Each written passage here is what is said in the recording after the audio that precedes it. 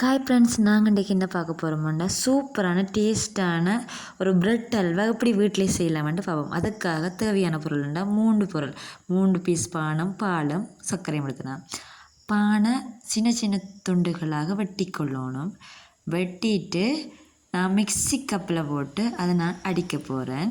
அதுக்கு நான் ஒரு கப்பால் அரை கப்பால் மிக்ஸி கப்பில் சேர்த்துக்கொண்டு அதை அடித்து கொள்ளுவோம்.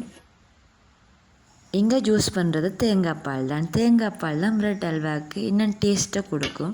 அதனால் நீங்கள் தேங்காய் பாலே பயன்படுத்துங்க. பிரெட்டை எப்படி அடித்து வைக்கணும் இதில் பதம் ஓகே. இப்போ சர்க்கரையை அரை கப்பாலில் நான் கரைச்சி கொள்கிறேன். கரைச்சி அந்த சர்க்கரை பாகுவை ஒரு பாத்திரத்தில் விட்டு அதை நான் நல்லா காய்ச்சி கொள்கிறேன். சர்க்கரை கரையும் அளவுக்கு அதை நல்லா சூடாக்குவோம். இங்கே நான் பயன்படுத்துகிற சர்க்கரை, நீங்கள் சுகரும் இதுக்கும் பயன்படுத்தலாம், சர்க்கரையும் பயன்படுத்தலாம். சர்க்கரை கொஞ்சம் டேஸ்ட்டாக இருக்கும், அதனால் சர்க்கரையை பயன்படுத்துகிறேன். இப்போ சர்க்கரை நல்லா கொதிக்க விடணும்.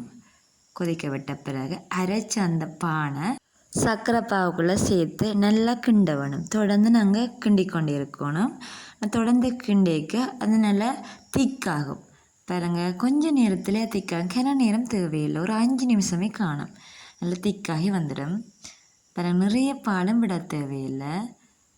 பிறகு ஒரு 5 நிமிஷத்துலேயே அது திக்காக தொடங்கிடும். இப்படி தொடர்ந்து கிண்டி கொண்டிருங்க. கைவிடாமல் கிண்டணும். இதுக்கு நான்ஸ்டிக் பாத்திரம் வேண்டாம் தான் நல்ல மேண்டா ஒட்டாமல் இருக்கும்.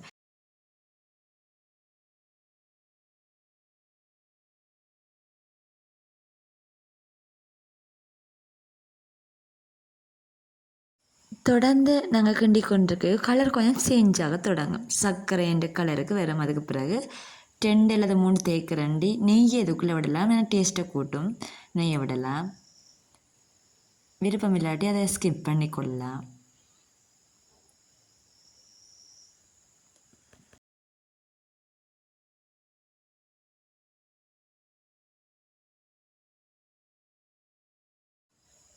தொடர்ந்து ஒரு 5 நிமிஷத்துக்கு நாங்கள் இதை கிண்டி கொண்டிருப்பேன்.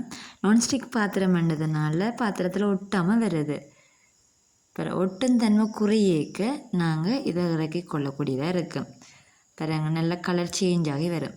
இன்னும் கலரை நீங்கள் கூட்டணும்னு சொன்னால் இதோட சுகரையும் ஆட் பண்ணி கொள்ளலாம். பாருங்க, அதனால் நல்ல ப்ரௌன் கலருக்கு வந்துடும். அதுக்கு பிறகு நாங்கள் இதை எடுத்து இறக்கி கொள்ளலாம். ஒரு வாழை இலையில் போட்டு நாங்கள் இறக்கி கொள்ளுவோம். நல்லா சூடாக இருக்குது. பிறகு அது பிறகு உங்களுக்கு விருப்பமான கச்சானோ இல்லாட்டி கஜுவோ சேர்த்துக்கொள்ளலாம்.